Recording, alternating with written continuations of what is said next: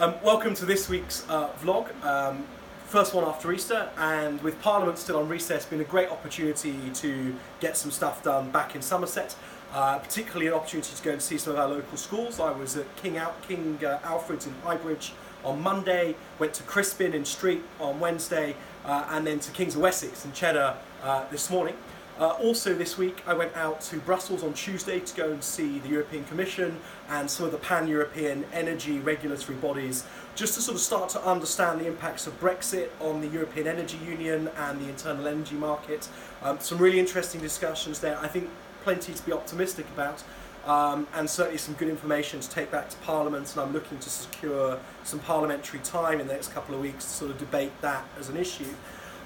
And then today, a sort of great constituency day, had breakfast with Burnham-on-Sea Chamber of Trade this morning, where we were able to talk about sort of expanding the sustainability agenda in Burnham and sort of that as a point of differentiation with some other seaside resorts in the area.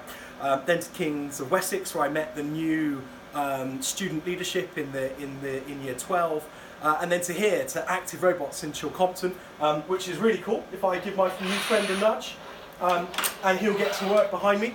And you know, amazing to have a company like this in the Wales constituency, where we sort of traditionally think of it as being about agriculture and tourism and food production, but what's actually here is sort of high-end robotics and some really brilliant people here working out all sorts of automated solutions for production lines in all sorts of different businesses. Just goes to show how the sort of local economy is changing, and how as one industry perhaps starts to fade, new industries come online.